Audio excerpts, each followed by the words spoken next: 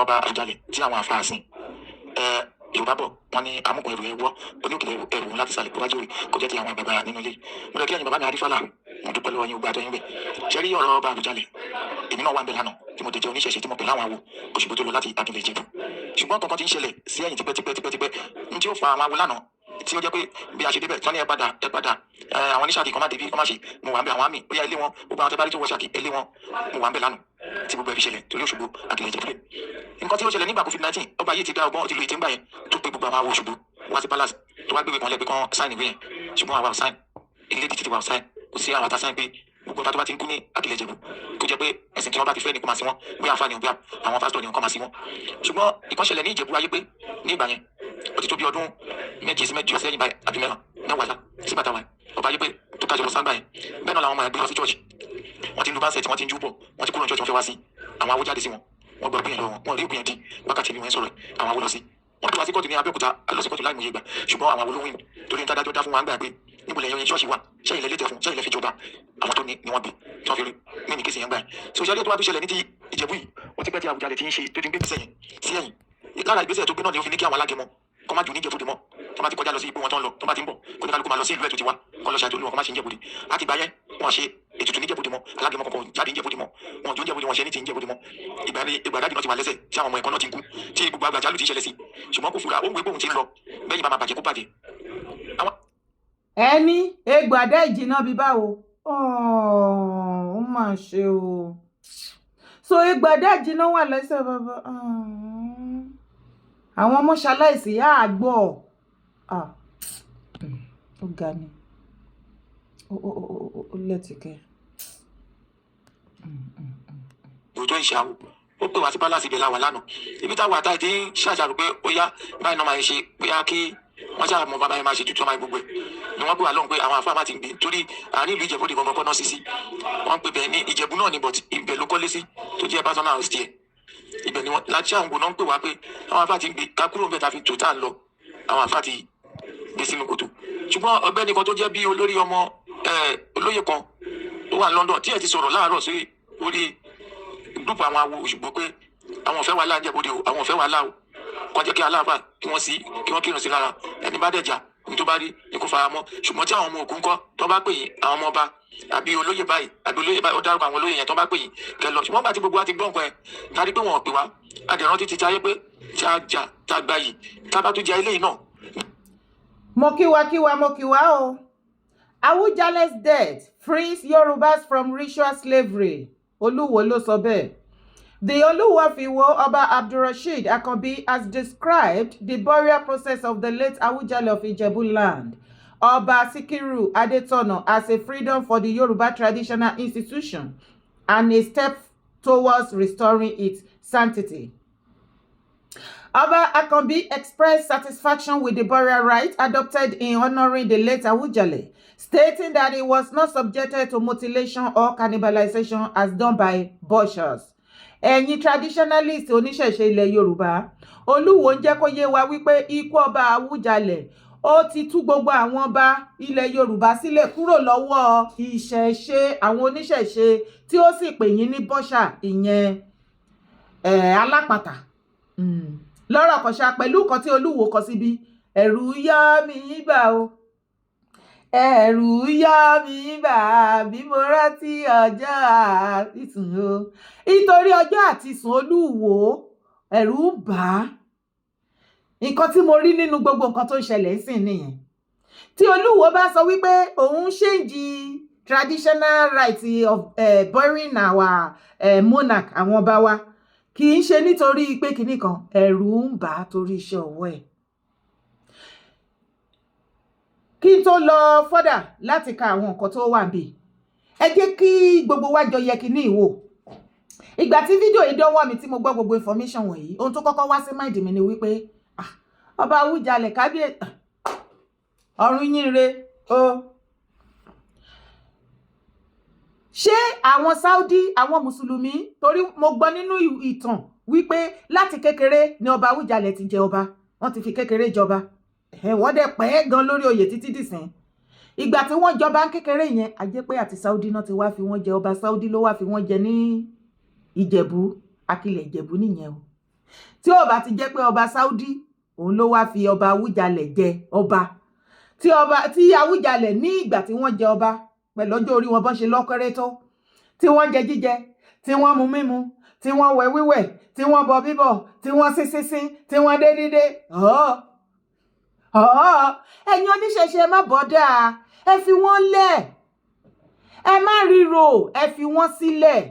ṣùgbọ́n tí wọ́n ní tí ẹ ti gbìyànjú tí yín pé tí ara ilé ẹni bá jẹ kòkòrò tí yóò dáa tá a bá tètè wí fún huru hẹrẹ òní jẹ́ sùn lóru tí ẹni tí bá dẹ̀ wá ṣẹlẹ̀ lẹ́yìn kò dẹ̀ kan anybody mọ́ ẹ ti gbìyànjú títí yín kọ́ má pè yín láláṣẹ jù ẹ jẹ́ àtúbà máa gbọ́ nǹkan tí Olúwo sọ. Ó ní Ọba Àkànbí added the burial process to be adopted in burying Yoruba traditional rulers should be on the recommendation of the king before his passage or his family after his death. Olúwo ní ọ̀nà tó yẹ kán máa fi sin àwọn ọba nílẹ̀ Yorùbá nísìnyí ni wípé kí wọ́n máa jẹ́ kí ọba tó bá jẹ kó ti fọwọ́ ara ẹ̀ kó ti fi ṣe bó ṣe máa sin bóyá in a traditional way ni o àbí in a Christian way ni o àbí in a Islamic way ni o kó ọba yẹn kó ti máa kọ sílẹ̀ bíi ti ọba Awùjalẹ̀ ṣùgbọ́n tí ọba yẹn bá fẹ́ jọba tí oníṣi tí wọ́n ṣe torí ní ọ̀dọ̀ wa nílẹ̀ Yorùbá ìṣẹ̀ṣe wà lára nǹkan tó fi ń dà wá ẹ̀yà Yorùbá mọ̀ bẹ́ẹ̀ ni àwa ní ìṣẹ̀ṣe àwa la ní ìṣẹ̀ṣe tó bá sọ wípé ẹ̀yà ó ní nǹkan tí wọ́n oríṣiríṣi nǹkan lọ́lọ́run dá sílé ayé fún ẹ̀yà oníkálùkù náà máa ń mọ̀ nǹkan tó fi máa ń dára wọn mọ̀ ìgbà tẹ́ẹ̀dẹ̀ tí wá sọ wípé nípa ẹ̀sìn òun lẹ fi fẹ́ ba ilẹ̀ Yorùbá jẹ́ ẹ bàjẹ́ àjọṣojú gbogbo wa kò sí wàhálà ṣùgbọ́n ohun tí mo mọ̀ ni wípé kò sí ọjọ́ tí Saudi Arabia ká ẹ ṣe jù bẹ́ẹ̀ lọ tó ń bọ̀ wá accept yín wọn ò accept yín ẹ̀yin náà ti mọ̀ òtítọ́ ni ẹ̀ẹ̀kan fẹ́ máa gbọ́ ni ẹ bá mú gbogbo àṣà ìṣe ọ̀rọ̀ ẹ fẹ́ máa jẹun bí tiwọn ẹ fẹ́ wọṣọ bí tiwọn ẹ fẹ́ hùwà bí tiwọn ẹ fẹ́ rìn bí tiwọn ẹ ṣe kúkú bóra bí tiwọn.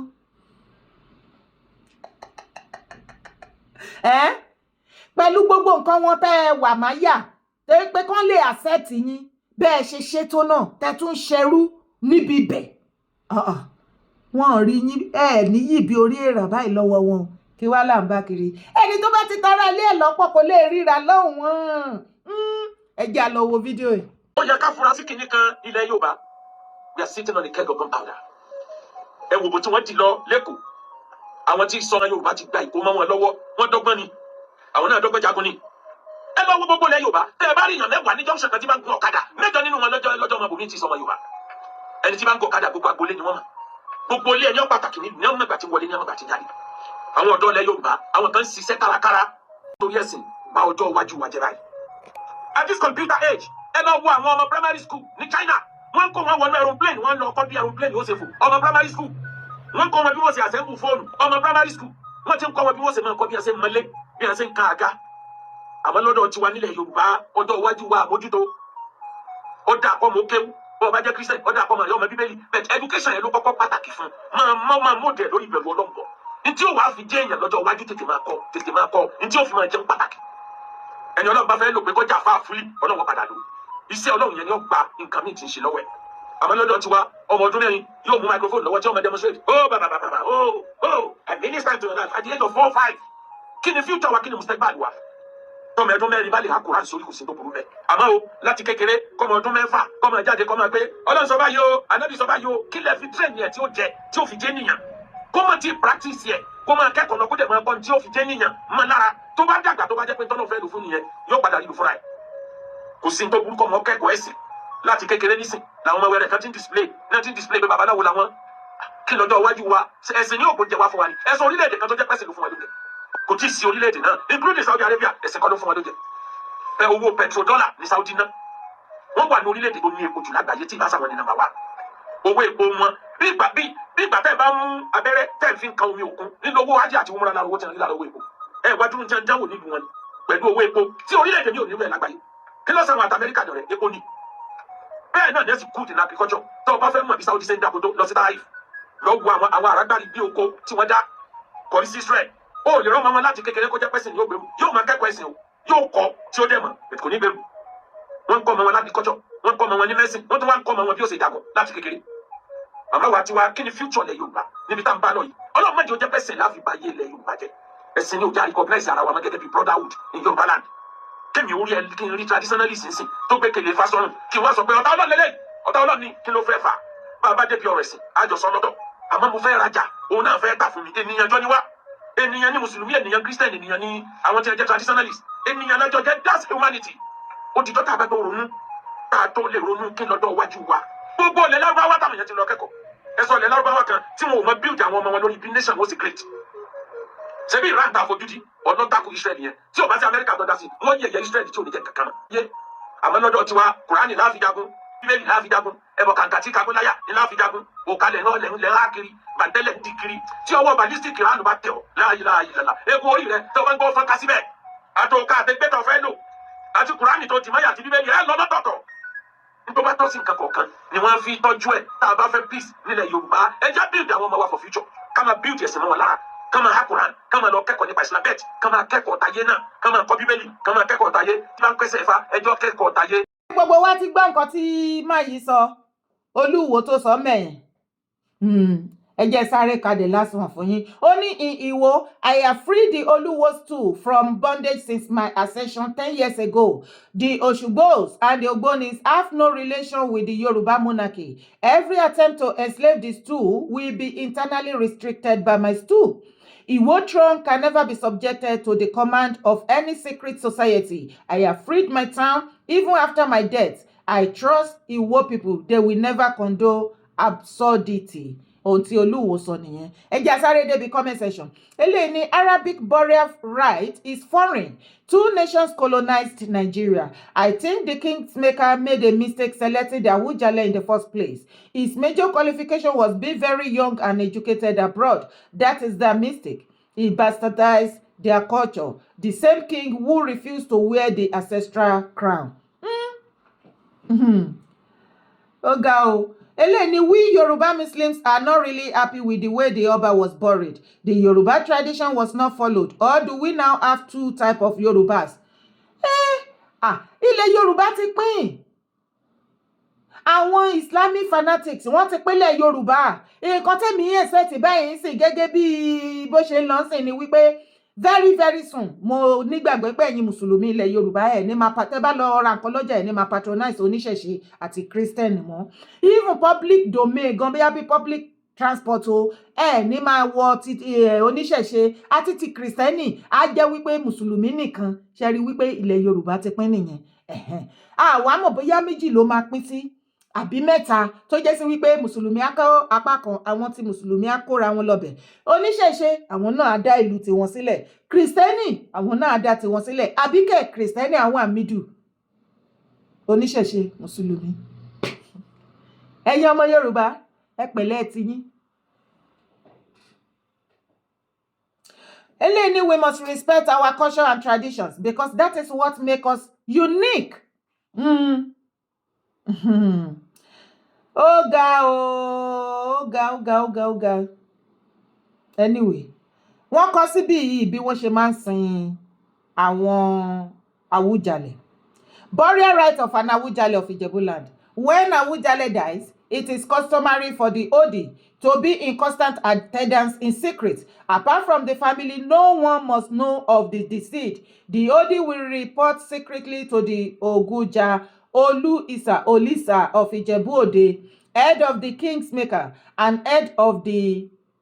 Ilamurens, aristocrat of Ijebu-Ode. The Awujales, advisors and deputy who have secrecy duties to perform immediately. Àwọn kan sọ wípé ìgbà tó fi máa gbé òkú bàbá Awujale jáde gbogbo tó yẹ kí wọ́n pé wọ́n ti ṣe nǹkan tó yẹ kán ṣe ohun tí ẹ kàn fẹ́ rí òun lẹ rí èyíkéyìí tó bá wù kó wá ṣẹlẹ̀ ńbẹ̀. Olúwo Abdulrasheed ta fi dúró níwò gbogbo ọmọ Yorùbá ń béèrè lọ́wọ́ ẹ̀ kí lẹ̀ṣẹ̀ Yorùbá lọ́wọ́ ẹ̀ kí ni ilẹ̀ Yorùbá rà nígbà ẹ̀ tí a sanwó lójú ti ẹ báyìí ó rò wípé òun jà fún ìran Yorùbá lójú ti ẹ ó rò pé ilẹ̀ Yorùbá wà ní ìgbèkùn àbáwọn ọmọ Yorùbá àwọn nǹkan tó yẹ kó o ṣe gẹ́gẹ́ bí ọba tí ilẹ̀ Yorùbá ò fi ní gbàgbé ẹ̀ táwọn ọmọ Yorùbá máa mọ̀ wípé ọba gidi ni ẹ́ kò sílẹ̀ tó orí ṣe bẹ́ẹ̀ rádaràda ló ń ṣe rọ̀hún ló ń ṣe ìfọkúfọ ló ń fọ́ ó dẹ̀ rò wípé gbogbo nǹkan tó ń ṣe kò ní lẹ́yìn fún ẹ á lẹ́yìn tó nílẹ̀ bá wá ń bi ẹ́ tó bá tọ́jọ́ iwájú tó nílẹ̀ wá ń bi ẹ́ lásìkò ìgbà tó lè ju ipá tó lè jùsẹ̀ tó ò ní ẹ́nẹ́jì fún gbogbo nǹkan tó ń ṣe yìí tí nǹkan tá bi ẹ́ tó bá wá ń bi ẹ́ kí ló fẹ́ ṣe ń gbà náà ó kógun jalè Yorùbá ó dẹ̀ mọ̀ wípé ọjọ́ kan ilẹ̀ Yorùbá kógun jà ẹ́ Tẹ̀lú Abdulrasheed òun gúnyán òun ṣe ọbẹ̀ òṣòmọ̀ ẹ̀ pé òun gbé fún gbogbo ọmọ Yorùbá báyìí à ń jẹ́ kò yóò wà kò débì kankan ṣùgbọ́n máa get ready wípé àsìkò kan ń bọ̀ tí gbogbo ọmọ Yorùbá dá oúnjẹ sílẹ̀ fún ẹ ó dé ti di dandan kó bá wa jẹ tán bọ̀ bí ìwọ nìkan ṣe fẹ́ jẹ́jẹ́ tó o máa jẹ tán is what I don't know kó tẹ̀ wá jẹ́ ìwọ tó balẹ̀ lórí ibẹ̀ yẹn lo improve bẹ̀ mosque gan mosque ọjà ọba èmi mọ ọjà ọba torí pé Ìwó ni mo ti parí primary school mi tí mo ti bẹ̀rẹ̀ secondary school ọjà ọba ṣọ́ọ̀bù màmá mi fèsì ibẹ̀ nígbà náà lọ́dún náà I was still very small ní ìgbà tí mo rí picture mosque ọjà ọba lẹ́ni Olúwo kò ṣe pẹ̀lú gbogbo bó ṣe gbé ẹ̀sìn sórí kò ṣe bí mosque ọjà ọba ṣe yẹ kó ṣe rí ló ṣe rí yẹn àárí tracy ẹ gẹ́gẹ́ bí ọba nílùú Ìwó kò sí nǹkan kan kí ni èrè tí àwọn yúùtù jẹ lára ẹ kí ni nǹkan ìgbésí ayé ọ̀tun tó fi sílẹ̀ fún àwọn aráàwọ̀ lẹ́yìn ẹ̀sìn tó kàn fi ń dá ìjà sílẹ̀ bẹ́ẹ̀ ó ti gbàgbé wípé ìkan jẹ́ ó kúrò ló kan ìwọ náà tún máa jẹ́ tiẹ̀ wàá kúrò kí ló dé gan tí gbogbo ẹ̀yin ọba tí ẹ wá ń jẹ lásìkò yìí tó jẹ́ wípé òdì lọ̀rọ̀ yín gbà nílẹ̀ Yorùbá àwọn tó wá pè wípé àsìkò àti eradicate ọ̀rọ̀ ọlọ́ba jíjẹ nílẹ̀ Yorùbá ipò ti tó mo rò wípé òótọ́ ni ó dẹ̀ pásìkò yẹn ti ń tó bẹ́ẹ̀ ni wípé a ò nídìí ọba jíjẹ mọ́ nílẹ̀ Yorùbá torí as it is kò sí èrè kankan tí àwọn ọmọ Yorùbá àti ilẹ̀ Yorùbá tá padà rí jẹ lára ẹ̀yin ọba tẹ́lẹ̀ ìjọba nílẹ̀ Yorùbá ìnira ìbànújẹ́ ìkorò ìsọnídèrò ẹ̀yìn ìpayín kéke ẹrú tó lẹ̀ ń ta àwọn tó jẹ ọba bíi ti yín some years back tán fi wá ṣòwò ẹrú modern slavery òun lẹ́yìn fi wá ṣe nísìn kò sí àǹfààní kankan tó wá látara ọba sí ìlú ẹ̀ tó balẹ̀ lórí àbí ọmọ Yorùbá kan ẹ jẹ́ kí gbogbo wa máa kọ́ ọba wo ló jẹ ní ìlú wa ká ti jèrè lára ẹ̀ kí ló ti mú ìtẹ̀síwájú wo ló ti mú bá ìlú tó balẹ̀ lórí èrè wo láràlú ti jẹ gẹ́gẹ́ bí ọba látìgbà tó ti jọba tí ò bá ti wá sí èrè kan tí ìwà tèmi jẹ lára ọba kankan àbí baálẹ̀ ńlẹ̀ Yorùbá kí wá láǹfààní àwọn ọba tó jẹ́ pé wàhálà lẹ́kàn ń dá sílẹ̀ ní gbogbo ọjọ́ táìmì tó kàn. tó Awùjalẹ̀ wọ́n lẹ́ wàjà o wọ́n lẹ́ kú ni mo kí gbogbo ẹ̀yin ọmọ Ìjẹ̀bú ẹ̀kọ́ ara fẹ́ra kù Awùjalẹ̀ iwájú tẹ́ dojúkọ iṣẹ́ ọwọ́ oníkálukú ló wà bẹ́ẹ̀ ẹ̀yìn tẹ́ fi sílẹ̀ o kò jù bẹ́ẹ̀ lọ ẹ ṣe eré kó dára ẹ ṣe eré kó dára o ẹni táyé kan o ẹ ṣe eré orúkọ tèmi ò yípadà Yèyé Dára Kowó ni mò ń jẹ́ má gbàgbé láti bá mi drop comment ẹ kó o sì ṣe kí ni kó bá mi like fídíò yìí bá mi share síta ire o káàbíìtì.